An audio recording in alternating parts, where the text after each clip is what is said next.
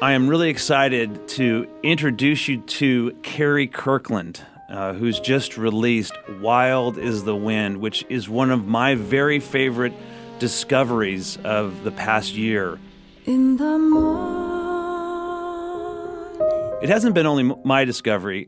Kari's music is the editor's pick for Jazz Times in April 2021.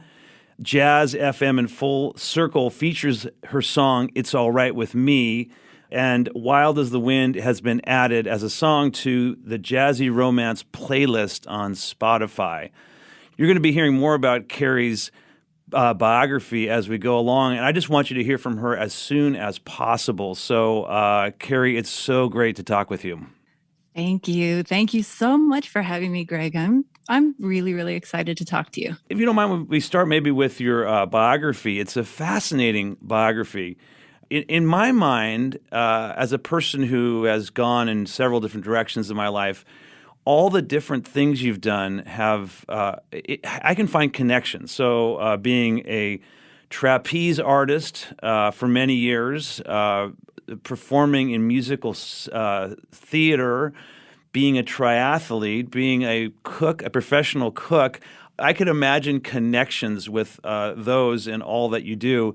Which one comes to mind as it connects to the kind of work you do as a jazz vocalist?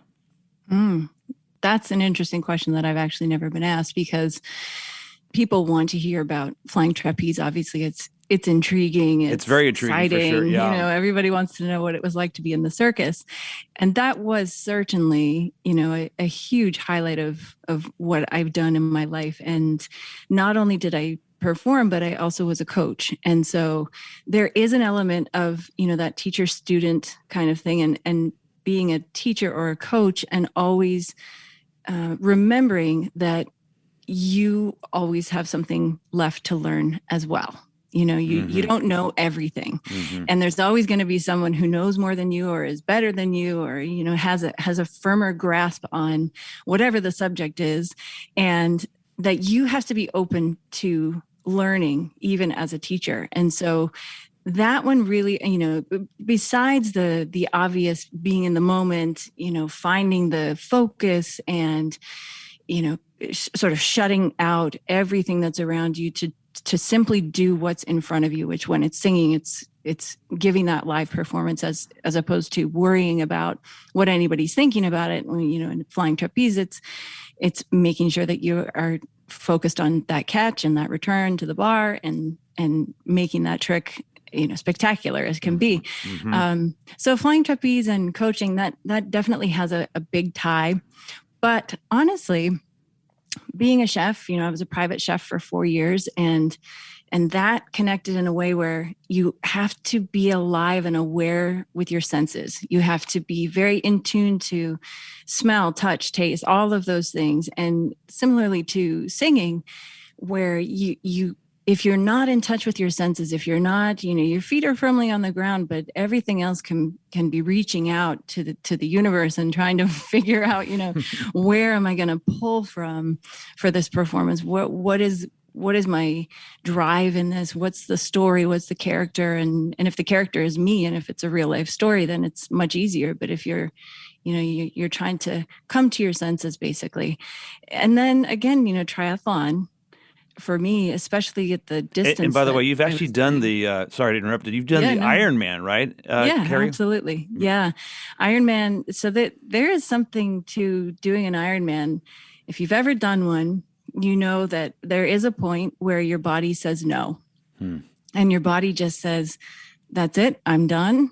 And your brain takes over in a way that it's a little bit disarming the first time it happens. And I know that, people who run, they say they get the runner's high, and anybody who does any kind of distance or endurance athleticism, they know there is something that takes over when the body gives up.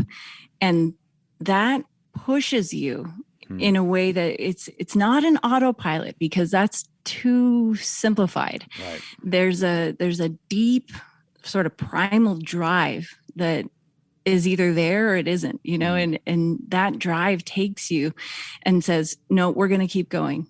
Yeah. We're not going to stop. We're going to keep going until we're done.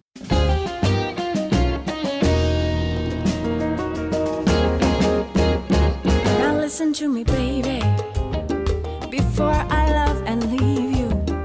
They call me heartbreaker. I don't want to deceive you.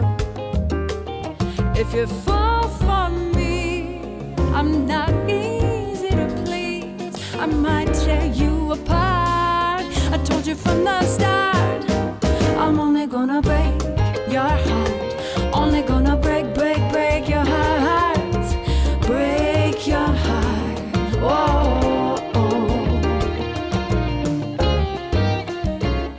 When I met my husband, he was the owner of the trapeze school. That's how we met. And he found out that I was a singer. And so he really encouraged me. He wanted me to do something with it. And he said, you're great at all these other things, and you've done all these things, you've accomplished these things, you've really, you've done it. You're okay. It's enough. And he said, now you need to do this for you. You don't do anything for yourself. And so I think I was 40 when I started this album. Wow. And, going into the studio, it was a bit of a shock, really, because everyone was there for me. And sure enough, I was paying them to be there. Everybody wasn't just joining in at a jamboree and having a great time, even though we did that. But, they were specifically there for me. And they kept having to remind me, you don't have to make us feel good. You don't have to, you don't have to bring us cookies, and you don't have to do things for us, that we're here for you. And being in my 40s now, I'm 45, and I feel so alive and so much stronger. There isn't a time that I can think of in my life that I could have done an album that was this intimate and this vulnerable and this,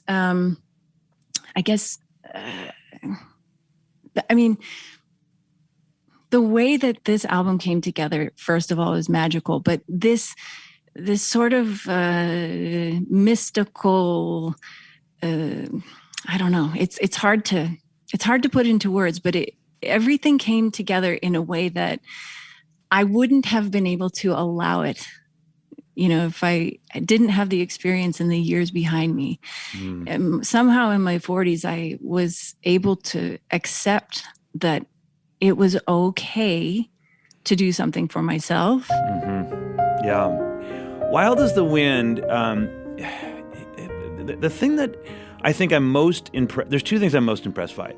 The first is you took some, source material that had been worked with by two other great artists. One, Nina Simone, years ago, decades ago. love me, say.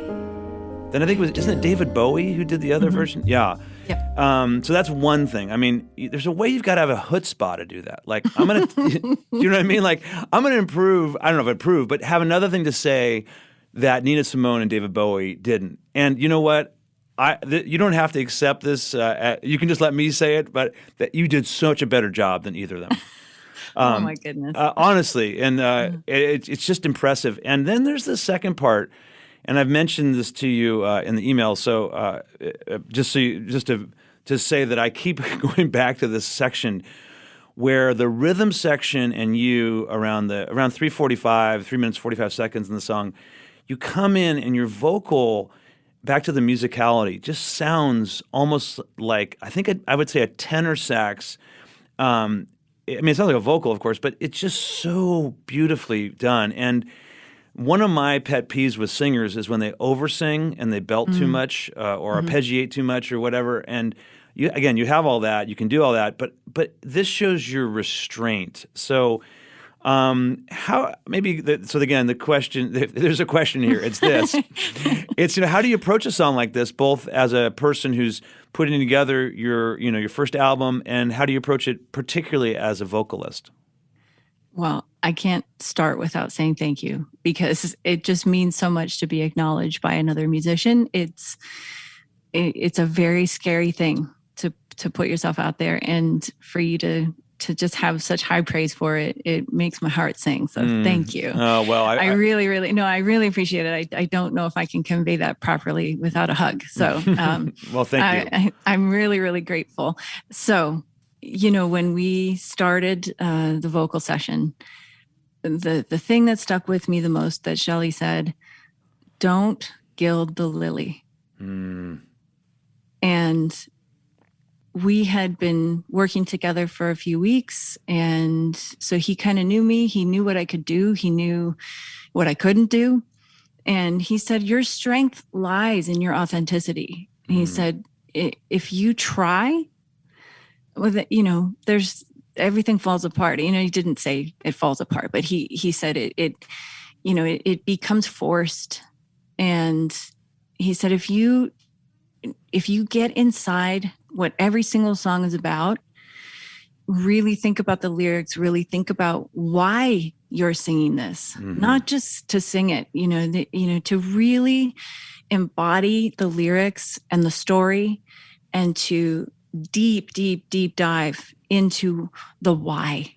Yeah. You know, why was this even written? You know, why, how could somebody feel this much pain and be able to translate it into this near tangible, emotional performance? And for me, he created, with his arrangements, he created what Dean Parks called environments, and these environments in which I could step into and really be completely vulnerable and just feel what I felt and sing with that feeling, what was evoked, and take the voice as an instrument, not purposefully, trying to make it sound like something else, but taking the voice as an instrument and really powering those words.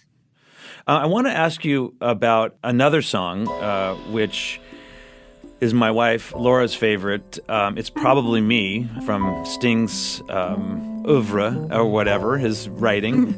If the night turned cold and the stars looked down, you hug yourself on the cold, cold ground. You wake the morning in a stranger's coat, and no one would you see. You ask yourself, who'd watch for me? My only friend, who could it be? It's hard to say it. It's probably me.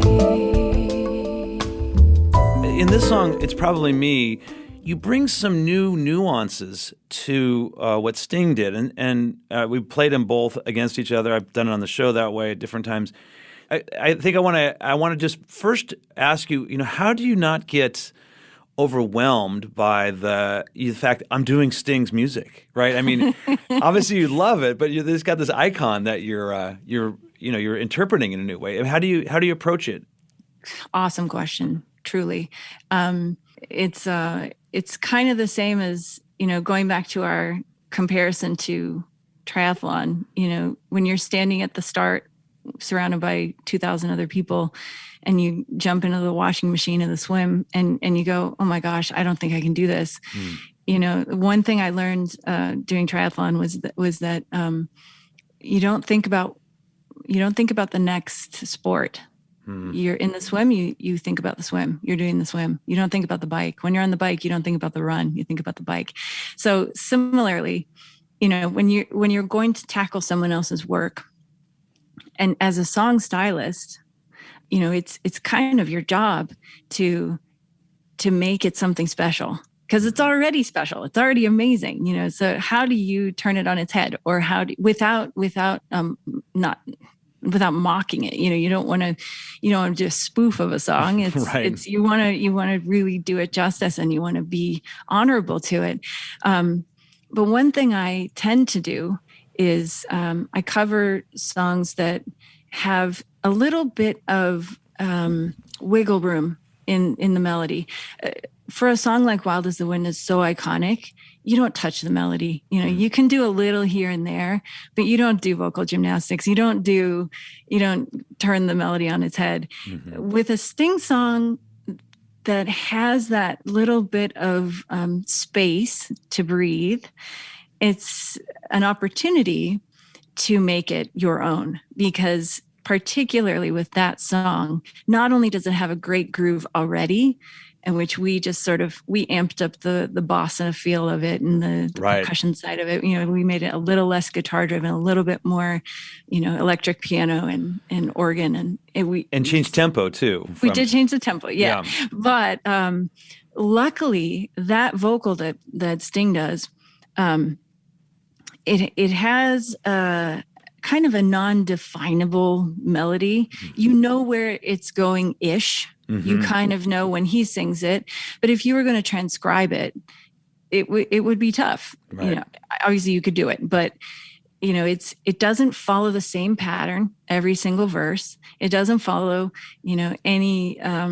discernible rhythm. It's slightly different every time. So when you have a song like that, that is your golden ticket to say, okay, I can either nail down a melody that is my own, you know, that riffs off of what he did, or I can take his melody and just stretch, you know, give it a little bit extra on all the edges, and still maintaining the integrity of the song, but really having a chance to make it something that is original, or not, you know, obviously not an original song, but to make it something that is a unique to the situation. Or original interpretation of it, right? I mean, there we go. Yeah. As a female vocalist, you're doing a song that a male vocalist has done, which in times when I've set songs in different contexts, I like that for reinterpretation. And sometimes it just gives another angle. Obviously, you're probably in a different key, but different register, et cetera.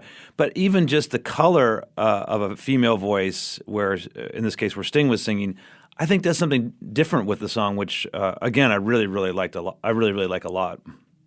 Well, it's interesting that you say that, because not a lot of people pick up on the fact that I tend not to cover songs that have been made popular by a female.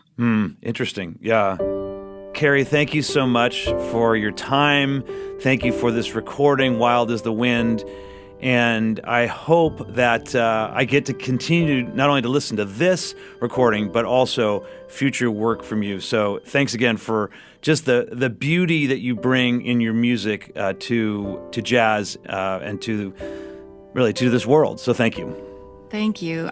Greg, it's, first of all, a pleasure to talk to you. And second of all, thank you for believing in it enough to have me on your show. And also thank you for continuing to keep everybody listening to music and getting new music out there. It's been a tough year on everyone. And for you to keep the music playing and keep everybody, giving them some hope is such a gift. So thank you. I'll be around. No matter how you treat me now,